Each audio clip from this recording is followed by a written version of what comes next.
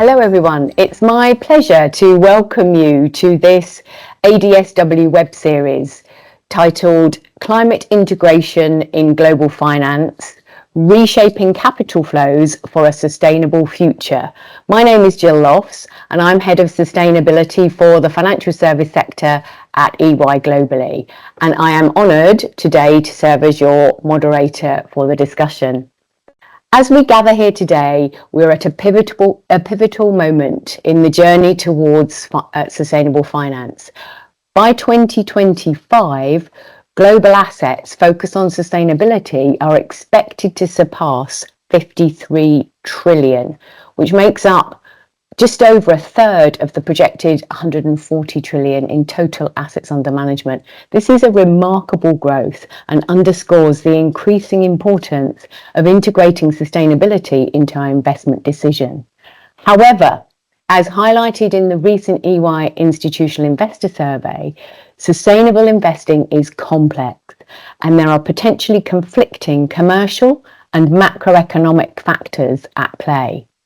Climate and sustainable finance are still subscale, and it is crucial that we address this and find ways to mobilise more capital safely, at pace and at scale. So, today's session will explore how financial institutions can effectively implement responsible investing to achieve both financial returns and positive societal impact. Our distinguished panellists bring a wealth of experience and insight into this discussion. And today we are joined by David Giordano from BlackRock, Maximilian Meyer from JP Morgan, Paul Dickinson, founder of Transition Value Partners, Remco Fischer, climate lead at UNEP, Daniel Gallagher at UNPRI. Together, we will explore the challenges and opportunities in sustainable finance and how we can overcome the barriers to effective sustainability integration. We will also discuss the importance of robust data and metrics, the role of AI and technology enhancing investment decisions. As we embark upon this journey, let us remember that transition to a more sustainable economy is one of the greatest opportunities and one of the greatest risks facing asset managers and institutional investors. By working together, we can reshape capital flows to support a sustainable future and ensure that our investments drive positive change for the environment. So I'm going to start with Max. Max, the EY Institutional Investor Survey launched this week finds that 80% of investors believe that the materiality and comparability of sustainability reporting needs improvement, which probably you won't find a surprise. So I'd like you to give us your view of what improvements in corporate climate and sustainability disclosures do you believe would be most beneficial for investors? And as you answer the question, please also feel free to give some more details about your role at JP Morgan. Thank you, Jill, and thank you very much to everyone for having me and inviting me to this panel. So my name is Max. I help run our ESG advisory team at JP Morgan. As part of that, we are within the investment bank advising and helping JP Morgan's clients globally on all aspects of ESG and sustainability. You know, that includes ESG strategy, target setting, transition plans, decarbonization, etc. As such, we have touch points with investors almost on a daily basis. So what I will say to your question, I think there are a number of things that investors would appreciate. For one is, I think we need to improve and focus on the standardization and simplification of data. Recently, and with the introduction of regulation, especially in Europe, but more broadly globally, it has gotten very, very complex. And I think some of those frameworks are, like the EU taxonomy, for example, or CSRD, are, while they're very good, and I think the intentions are right, are very difficult to implement. Secondly, I think we should focus on data quality and availability, by improving the quality of data, I think investors can then make and form better decisions. Thirdly, we should try to align standards globally. As already mentioned, Europe has taken the lead in forming and being the leader in establishing ESG regulation. Some other regions globally are not at the same level. However, for companies operating globally, it's becoming very difficult for them to figure out which ones they should be focusing on, and that creates problems for companies and then ultimately for investors, trying to decipher that maze. So ultimately, I think standardization, global alignment, and availability and quality of data is what investors would most prefer. Brilliant, thank you. Paul, let me move to you. Clearly, having founded also CDP, you've got a plethora of experience in this area. What do you think is working well with respect to corporate sustainability reporting, and where are areas for improvement? Yeah, I'm here as Transition Value Partners. I'm still a strategic advisor to CDP, and if I can just pick up on that first comment, sustainability reporting needs improvement. In the almost quarter of a century, which is an awfully long time to be involved in this work, CDP just finished its 22nd annual reporting cycle, 22 years. I've often heard people say, well, the data needs improvement, and there's been a lot of work to improve data. But I actually think people slightly misunderstand what they want to say when they say data needs improvement. I think actually people are a little bit frustrated that we're not decarbonizing more quickly. And I would emphasize, in fact, I'd like to quote my friend Christiana Figueres, who first spoke at a CDP launch event in 2010, and she said CDP is to the future of the corporation what the X-ray machine was to the then future of medicine. Before it, you couldn't see the inside of the patient's health. So I think there are opportunities, if we say disclosure as a metaphor for an X-ray, there are ways to improve that X-ray, to get it more standardized, to be able to read the X-ray with ever more accuracy. But where I'm going is to say no one's ever been cured by an X-ray. And so we need to acknowledge that the key point about, for example, greenhouse gas emissions is the cost, the dollar value, either to the emissions with some kind of tax or regulation, or the subsidy dollar value in terms of things like the Inflation Reduction Act. And I'm going to just emphasize a process, once again, drawing on my quarter of a century. Disclosure is the absolute necessary base case. We then move through to things like science-based targets, which companies are setting. And then we move through to things like transition plans, and perhaps we'll talk about those a little bit more. But in that evolutionary process, it has become very apparent to financial institutions and to corporations that government policy is required. There are limitations to what companies and financial institutions can do on their own. So I think that's the main point for me, is we need, there's no problem decarbonizing. It's quite easy to decarbonize, but decarbonization must be profitable. If decarbonization isn't profitable, you'll find it awfully hard to persuade anyone to do it. And if decarbonization is profitable, you'll find absolutely everyone's doing it very, very quickly. And sorry it took 25 years to come up with this unbelievably obvious outcome. Thank you, Paul. And let me, before we dig more into the decarbonisation and the commercial reality of that, let me just, I'm going to ask you one more question on reporting, which is really, how do you think it will evolve over the next few years? One of the things that goes through my mind is, we haven't yet gone through our first round of CSRD reporting. Okay, so go through a couple of rounds of that. Do we start to feel more confident about corporate reporting, about plans? Maybe to your point, do the X-rays get better, and do we start to maybe have greater transparency around what is happening on decarbonisation? So yeah.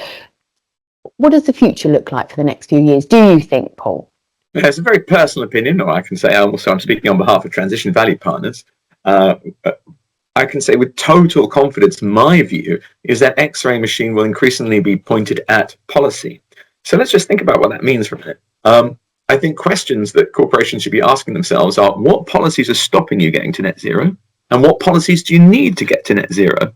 I have a friend who's a Harvard professor, Mike Toffel, little genius in my view. He also thought questions might be like, what are you doing to encourage consumers, citizens to support the transition to net zero? There are lots of questions that come from here. But I think, I'm going to use a slightly unfortunate piece of language. It's a colloquial phrase, polishing the turd. It means essentially endlessly admiring the problem. And of course, extreme weather has now come along and sort of essentially caused billions of people across the world to say, well, we simply must do something. So I don't think we can any longer be thinking about how to define that problem. We need to roll our sleeves up and think about how financial institutions and corporations work with governments to put in place the policy to get the job done. Great, thank you. And any thoughts on specifically what might be mandated when it comes to reporting versus perhaps what might be left to voluntary kind of standards, if you will? And I'm thinking about things like transition plans as an example. Sure. I mean, I think that sustainability, in my definition, is the name we give to problems the government can't fix. So when you've got a really big problem like climate change, you get a lot of energy behind that, and things like TCFD are finding their way into the IFRS's S2 standards. We got kind of global reporting. California will come in with this. So on climate change, you can see strong stuff. On the whole range of CSRD issues, it might be more complex how that shows up. I think to your point about transition plans, it would be really good if we could develop a taxonomy of those, and that will sort of emerge, and the Transition Plan Task Force has done an amazingly good job. I think it's great that governments mandate that transition plans should be issued. I think governments might be into a little bit of a shock because they may find that they've mandated every single business to say, we need you, government. But actually, maybe that's okay, because finger pointing isn't really the future. We're going to actually have to sort of sit together and do deals between business and government and citizens to get this done. But transition plans are a fascinating document, a way a corporation communicates how it's going to create value through the transition. We do live within environmental boundaries. We are going to get through them. And so I think transition plans, if we talk about them more, they're a very interesting new piece of corporate real estate, a kind of manifesto in a way. Brilliant, thank you. And we will pick up on transition plans a little bit later in the discussion. But before we do that, Remco, I wanted to come to you. Paul mentioned the progress that firms are or are not making in terms of decarbonisation. So I wanted UNEP's perspective on what progress are financial institutions making towards their net zero commitments? Is this working well? And what do you think the lessons learned are? Thank you. Thanks very much, Gill, and thanks everyone, and to the organizers for having me. Let me start by saying that I agree with each single point that, Paul, you made on some of the questions there, and the relationship between diagnostic tools such as X-rays and then the medicine that or the therapy that then needs to follow. And they're not the same thing. They're different things, though they have a sequencing within them that's logical. I will also, before I go into the specific question, Gill, just say I lead the climate work at UNEP, as I said, and we're facilitating a number of those net zero finance sector alliances. So I'll speak to that. And let me also caveat before I go there my answer, with two or three fundamental observations, which is, of course, in the grand scheme of things, we're not seeing the progress that we should be seeing at this point. At least when it comes to emissions, they're still going up. They went down a little bit because of COVID. They're still going up at this point. They should be going down by now 7% per annum. So for them to be half by 2030, and so that is really, really unfortunate. There's nothing, I don't think, in the bigger geopolitics that I see at the moment that might change that rapidly, other than perhaps China's really rapid moves to dominate and to get technology cost curves down on critical technologies such as on renewables and EVs and batteries and all the rest of it. I mean, what we're seeing there is just Absolutely phenomenal in terms of upscaling and innovation and so on. But at the moment, emissions still going up. I will also caveat my answer with another observation, which is that, even if we see progress in the finance sector on net zero targets and ambitions and all of that, which I believe we do, the finance sector alone is not going to solve net zero. Yeah, we all need to appreciate that, but they cannot do it alone. But we need to, at the same time, also appreciate that they have to play a role in it alongside other stakeholders. And to us at UNEP FI, that role, what that role is, of course, we've put forward, together working with our members through the multiple, again, net zero financial alliances that we've put in place for the asset owners, which is the longest standing one, the AOA, for the commercial banks, which has been around for a little bit shorter, since 2021 only, and then also for a public financial community. Interestingly, the export credit agencies, who formed their own net zero alliance just last year in Dubai.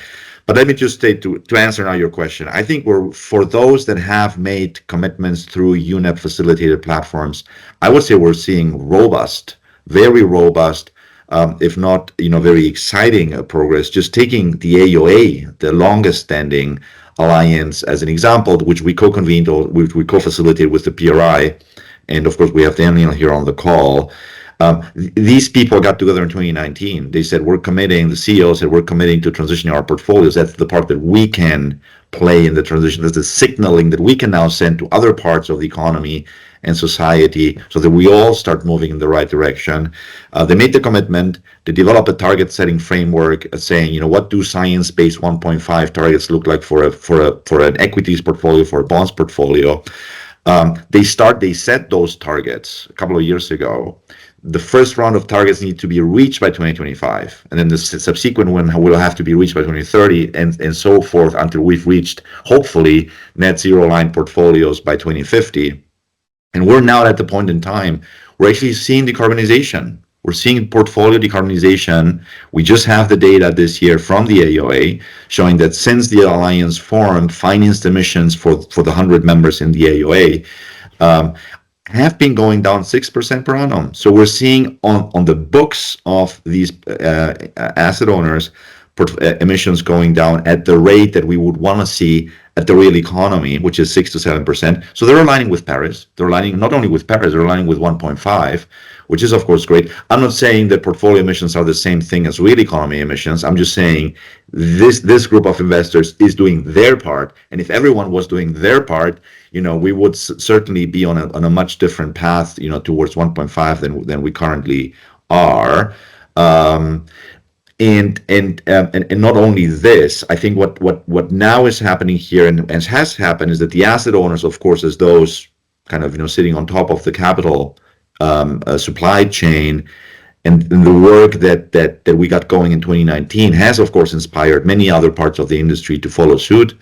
We've seen other alliances, the ones that I've mentioned already, and then we've seen also, of course, GFANS as the connective tissue between all of these alliances on net zero also emerge. So really, if I look at the oldest one, a lot of progress in the exact same way that I would have hoped for at the beginning. The other alliances are newer. The banking alliance is much newer. The export credit agencies alliance, so there we're not seeing yet the shifts in capital and that we need, and the resulting kind of reductions in portfolio emissions.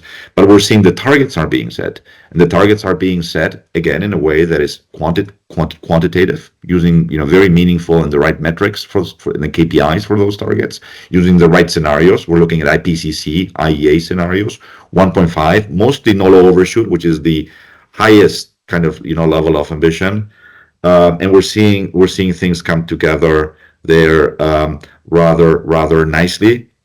So lessons learned. The finance sector can play its part in the transition. It started playing a part of it. That part that's organized in these alliances has started playing that role. We have those CEOs and CIOs and so forth, embracing that vision. So it's all possible. Still, we need to grow the alliances. We only have 10 trillion in the asset owner, of the 100 trillion or whatever the capital market is now. And lastly, now the next 5 years what we need to do is to use this leadership in these communities, in these net zero committed communities, to now start getting the other parts of the system to work with them. Because if we don't do that, and then this becomes just a nice exercise done by a few, that's not going to move the dial. If we want to move the dial, again, we need to make this a mobilization exercise. But of course, if you are a financial institution, you've committed to this, you're showing the progress that you committed you would do, you have a lot of credibility and legitimacy to now start approaching others and say, I'm doing this, please do this, and then we can collectively get on to something. Great, thank you. And I was going to ask you about that had you not raised it, so thank you for that. Daniel, let's come to you. Obviously, Remco's already mentioned to some extent some of the work of the asset owners and asset managers chapter. But yeah, so from your perspective, what progress have the asset owners and asset managers made? I mean, I think we've heard from Remco that, those that have committed are science aligned, what they're doing is robust, they're making exciting progress. But overall, what does your report card look like on this sector? Thanks, Gill. It's really great to be here. I think that Paul and Remco so far have touched on a couple of things that bring to mind for me that this really is a system change that's being pursued across the financial system and the policymakers that we're dependent on for the rules that the finance sector operates within. We've also talked about companies.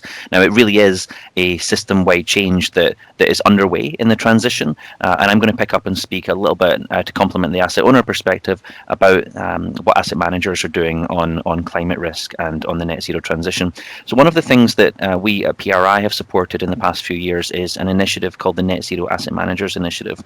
This has grown initially from a few dozen asset managers to more than 320 around the world. Now, it's not just in the UK and Europe, it's not just in one geography, it's markets in the APAC region, in the US. These asset managers collectively manage more than half of the professionally asset managers in the capital markets, right? We're talking almost 60 trillion in AUM. So that itself, in corralling that group and having that momentum in a cohort of people who recognize the growing climate risks and the need to do something about it, I see as progress. But let me speak a little bit about some of the hard work that they're doing behind the scenes. We at PRI run a reporting platform, a way that we speak to them year on year to formally gather information on what it is that they're doing against the commitments they've made, but we also speak with them very regularly.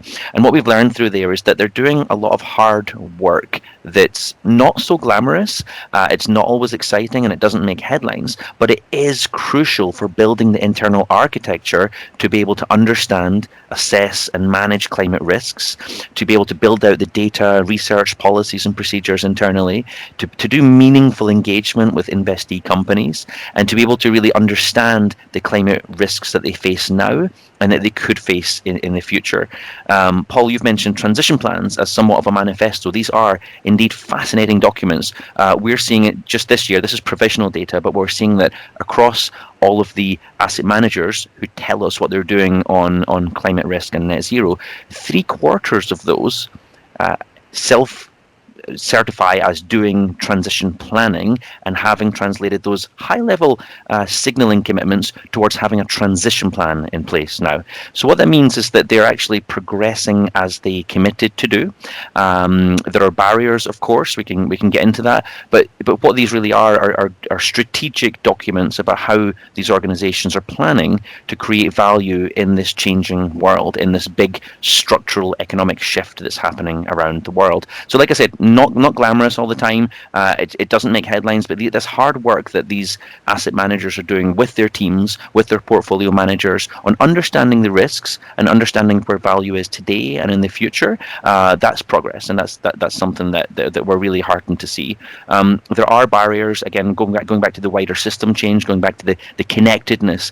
We've not seen the kind of policy response that's really required by governments to deliver at the pace required on the transition, and therefore we're seeing worsening extreme weather impacts. We're seeing increasing pressure on leaders in some places, but what that means is that there are growing transition risks, there are growing material, physical risks that leaves investment portfolios quite significantly exposed in the coming years if we don't see that ramp up of policy ambition. So it's not the case that these asset managers can do in isolation. They can't hit that tipping point that in itself leads us towards meeting the Paris Agreement, but it is in the wider system a huge contribution, and we're excited to see the momentum there.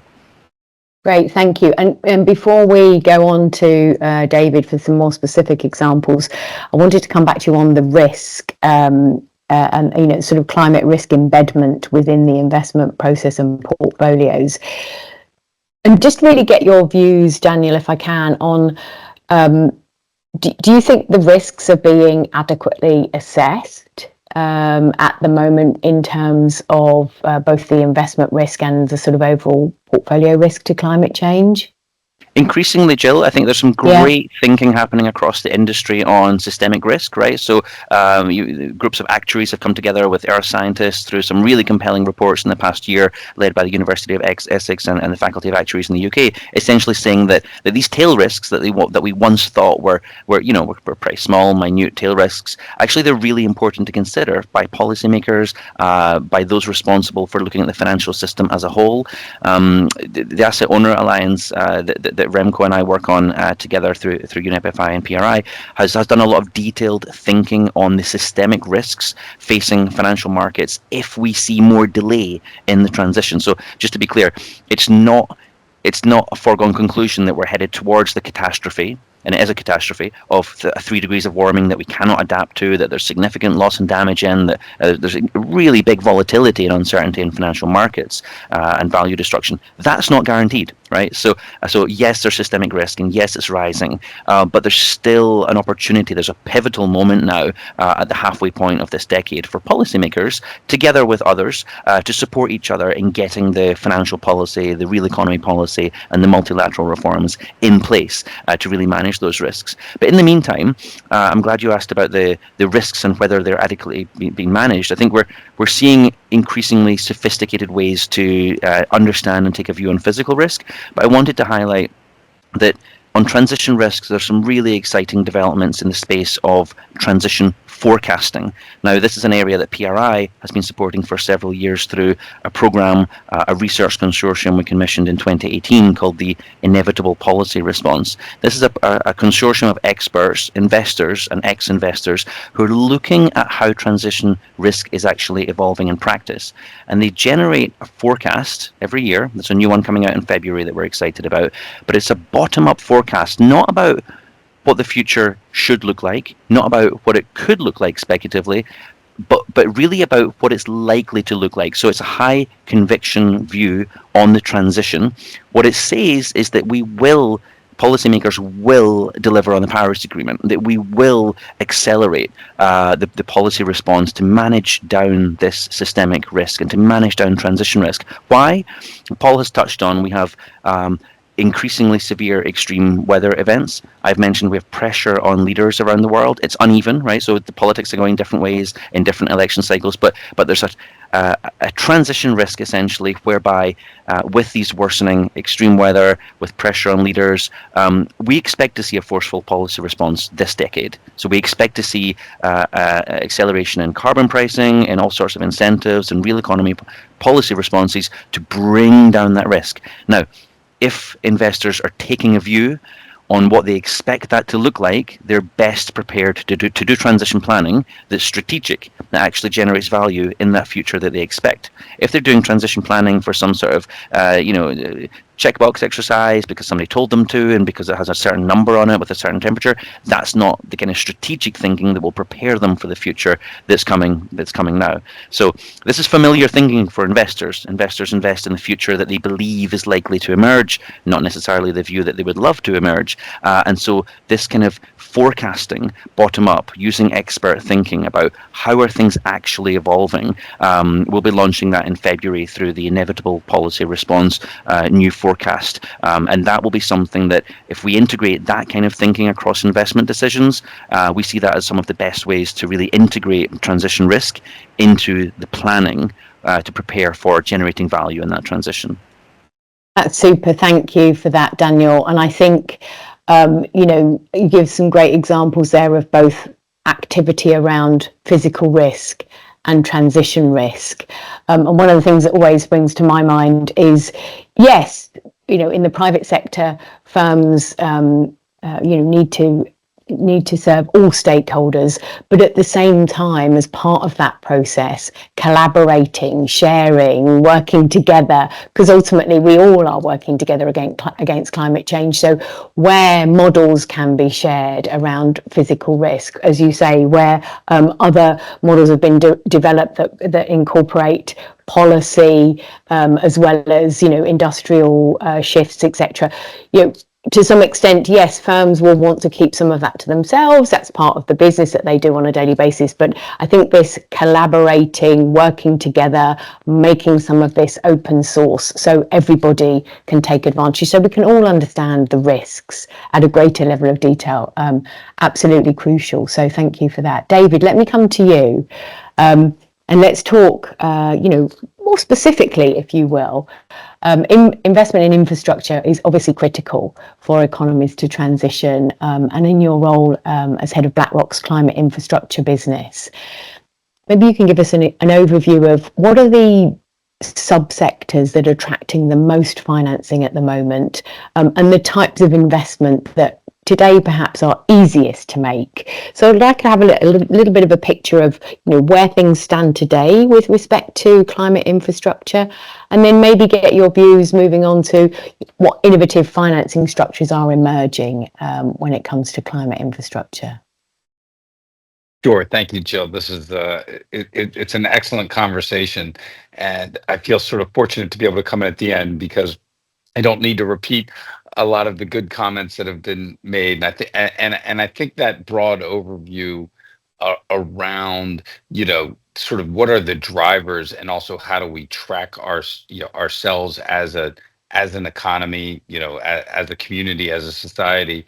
I think create that backdrop. Then when you think about kind of where we are right now on the ground from a transition investing perspective, I think really starts to bring it home because I have I hate to age myself, but I've been in the industry investing in renewable energy projects and on the development side really for over 25 years. And it's really remarkable to think about the growth and the maturity that has come into the climate infrastructure space, and as we're transitioning to decarbonizing the grid, what that means in terms of the investable opportunity set that's out there. And I think some of the things that have really resonated with me, especially in this decade, is that we really are firmly in an implementation phase. I think that we are sort of past a lot of the sort of philosophical debates, and we're really now in a moment where we're focused on the implementation. And it's been mentioned by a number of the group here today, but in that implementation it really needs to be a balanced view of what is required to actually facilitate that transition in a way that also addresses sort of the broader shifts in how we're using energy. We're seeing a massive shift into electrification and transitioning our energy use into primarily electricity use versus fossil fuel as being the main provider of energy to the end user. And so with that comes a number of investable opportunities. And if you just think about the growth, again, sort of using that 25 years, we installed 1 gigawatt of solar in 2024. If you look back to last year, we installed over 400 gigawatts of solar.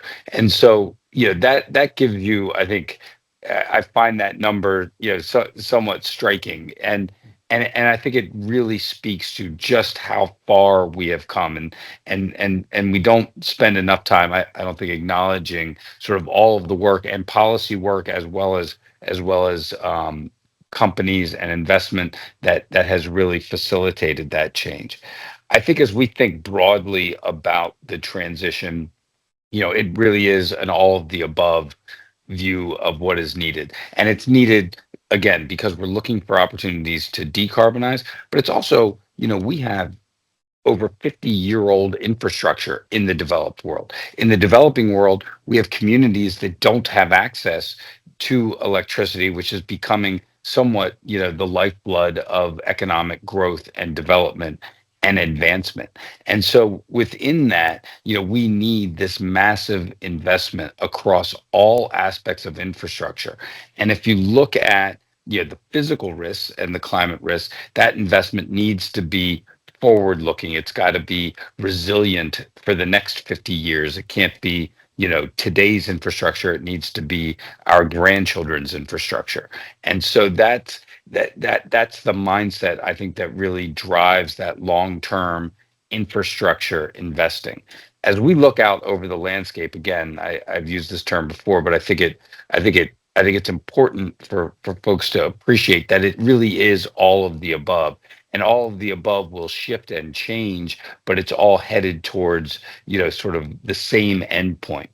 And so within that, electricity generation and the growth of electricity demand will continue to be, one of the biggest demanders of capital and one of the biggest opportunities. And we continue to see that space mature significantly. You think about where we are in terms of wind turbine technology, solar module technology, and just solar power in general. As we've gone to polycrystalline modules, we're now bifacial. We have dual access tracking, so we're maximizing the amount of energy, and we continue to get more efficient and lower, the cost of energy coming from these new sources. I think the other area that that's emerging and attracting more and more capital is battery energy storage. And again, I think a lot of folks spend time, thinking about the holy grail of an 8-hour battery energy storage, but within battery energy storage, there's also a lot of other grid technology and advancement that maybe makes 8 hours not really the goal, but it really is more investment around a more dynamic grid that can take advantage of all of the sources of power generation, of peak shaving, of utilizing energy at the end user level smarter in ways that facilitate a decarbonized grid and also informs how to make that investment. But the grid itself will also require a massive amount of investment. And again, if you look out over the if you take a global perspective here and you think about the pressure on governments, rising deficits, more and more challenging borrowing environment, I think, higher interest rates for longer, stickier inflation.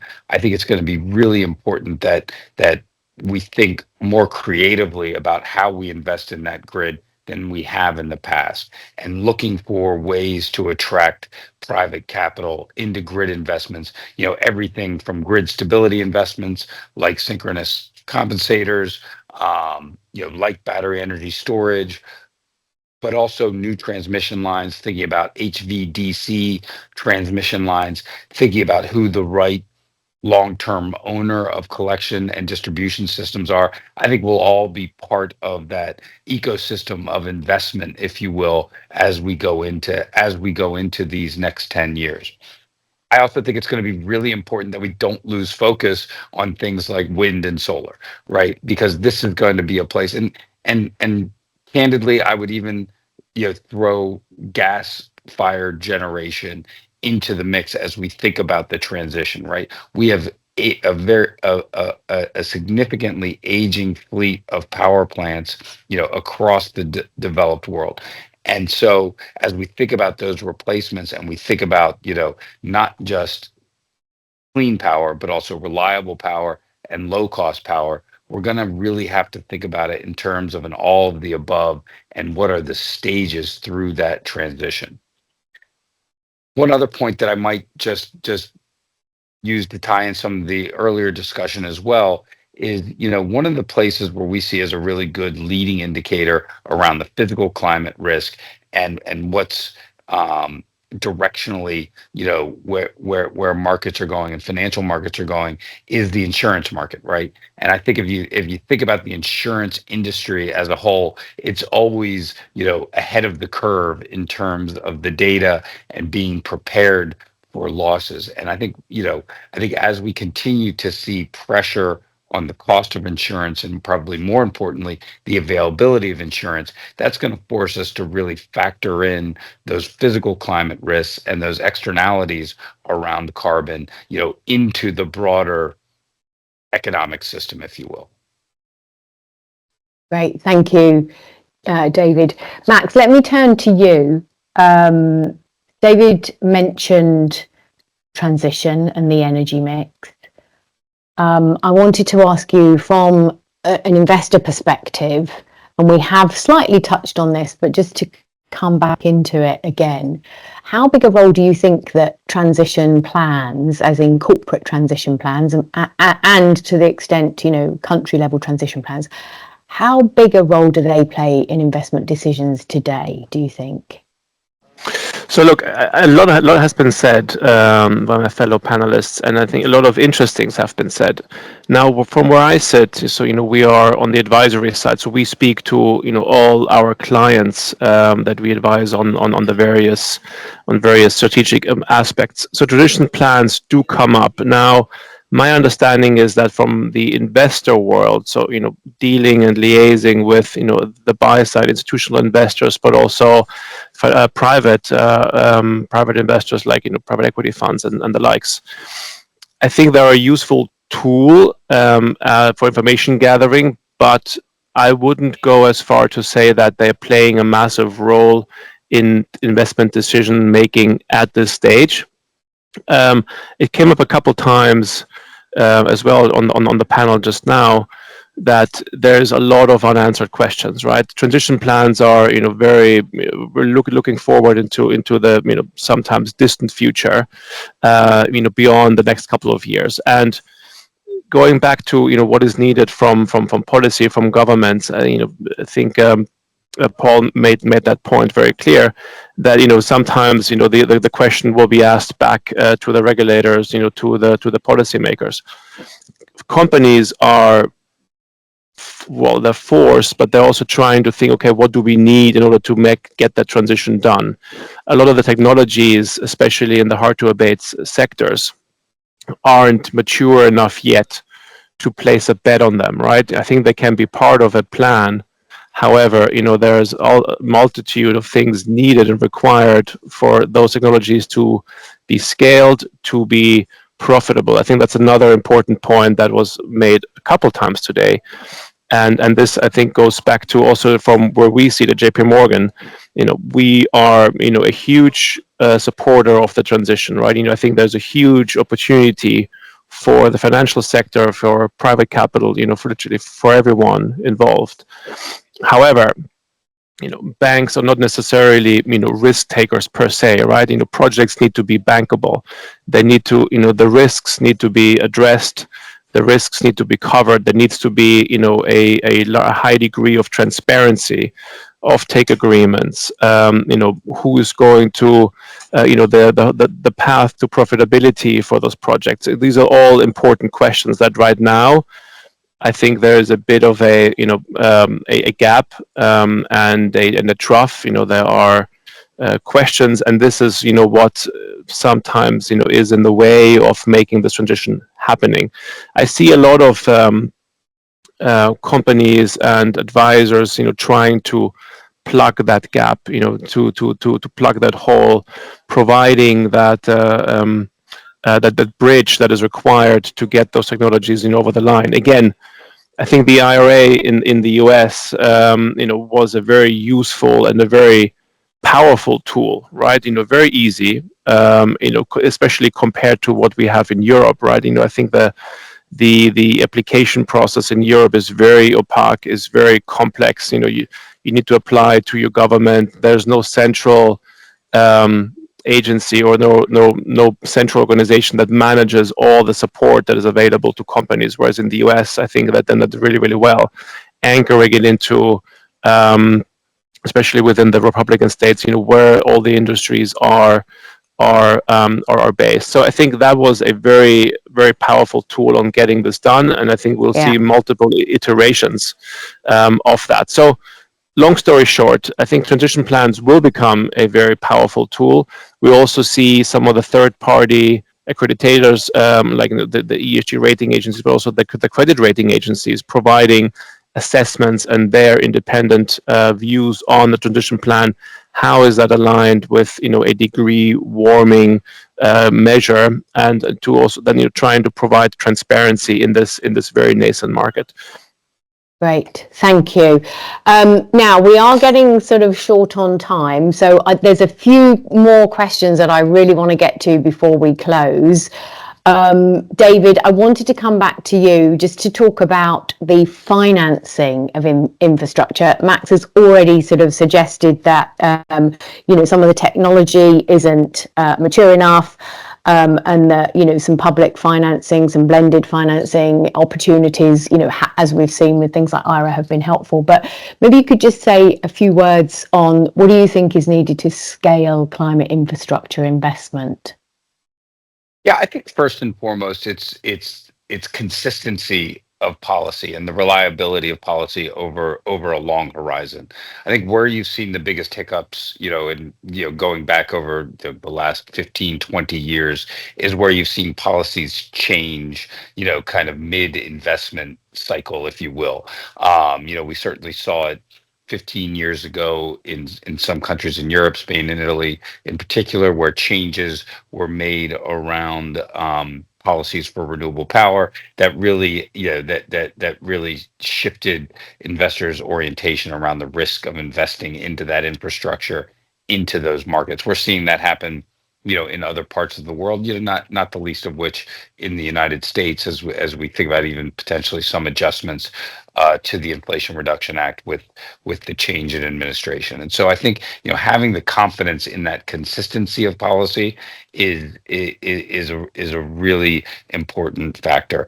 I also just might touch on global South and emerging markets, and there I think that's where creativity really is necessary, both in terms of vehicles used to invest there, and certainly we've utilized true blended finance as a way in which to manage the risks and attract commercial capital to invest into those markets, catalyzing with some first loss and return protection provisions within that structure. I think that's a place where public money can actually have an accelerator effect, and certainly our experience was in that vehicle was a 4-to-1 acceleration of bringing, for every $1 of catalytic capital, we're able to raise $4 of commercial capital. And so I think that that's a place where we can continue to see more innovation.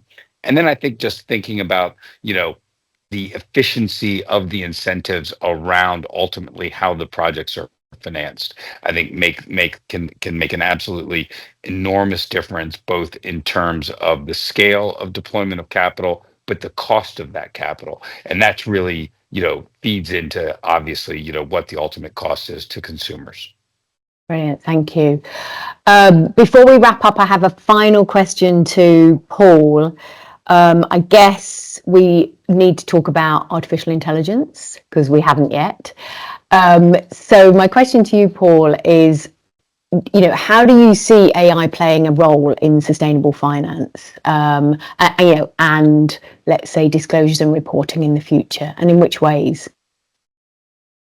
Yeah, so I'm going to sort of pick up on almost like an obvious point, and I'm going to slightly avoid your question, but hopefully give a useful answer even so.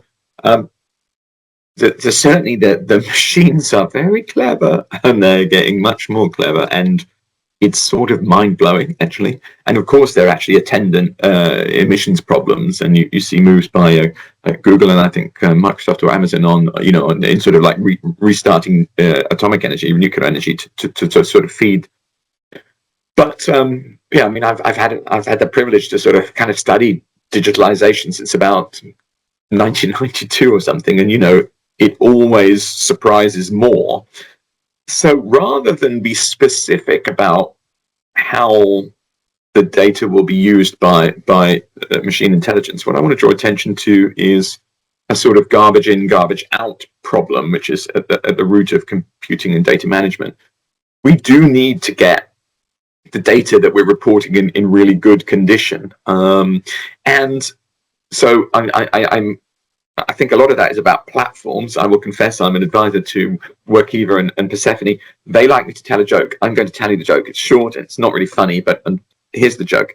A million years from now, I'm afraid humans don't make it, and people come in flying, or creatures come in flying saucers from another world, and they try to discover what went wrong with the humans. And the answer is that we tried to deal with the biggest problem in the history of our species using Microsoft Excel.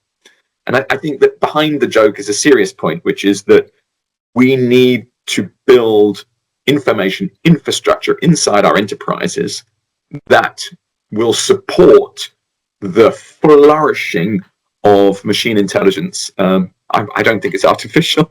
I think it's real. That will support the exponential utilization of machine intelligence, which will really grow, to help us take advantage. And I think that the last thing I'd say is that one of the problems with, for example, climate change and general sustainability is we're not kind of quite smart enough to deal with it. We are sort of kind of vaguely ape-like creatures that have not been so long ago on the savannah. We've now got just mind-bogglingly big machines which can look at things holistically, and they may be actually really quite good at helping us find intervention points that allow us to move quickly. A lot of people talk about how the machines are going to sort of take over and destroy us. They are totally dependent upon us for their survival. They have the strongest interest in making sure that we collectively make it through this slightly dangerous point in the river of history. Thank you, Paul. So look, we need to wrap up, but before we do, we've come to our rapid fire round. So I'm looking for one sentence, please, folks, on what do you think is a single development that would most accelerate sustainable finance safely, at pace and scale? And I'll go to Remco first if I can. On the front of greenhouse gas emissions and carbon, it'd be the long bespoke global carbon price. We need to internalize the externality, and that would just solve all the problems. And what we need to do is to get on what the finance sector needs to step up its voice on calling for these things, because they've been too silent. Cool, thank you, David. Well, I think Remco stole mine. Since we're dreaming about aliens coming in and going through my Excel spreadsheets, which has me very nervous right now, I'm going to stick with it. A global price for carbon that's fully captured, in for end users and for goods sold, I think would be the most efficient way to facilitate.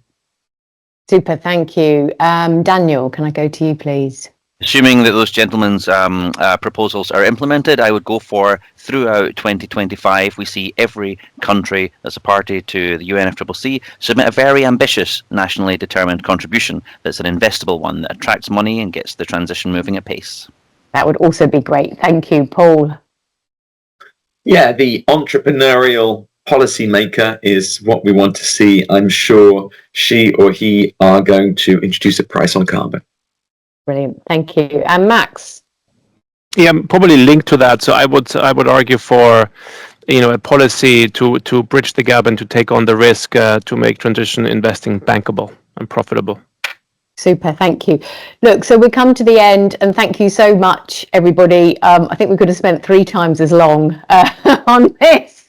Absolutely brilliant perspectives. My takeaways are that actually we have made significant progress on a lot of fronts. Sadly, there is still a heck of a lot more to do. And we do very much need more government policy, more regulation, not just in the financial services sector, but across other industry sectors, including clearly a carbon price that can be utilised. But I think I found this a very positive and a very enriched discussion. So I'd just like to say a huge thank you, everybody. Thank you, Jill. Thank you all. Thank you, Jill. Thank you very much.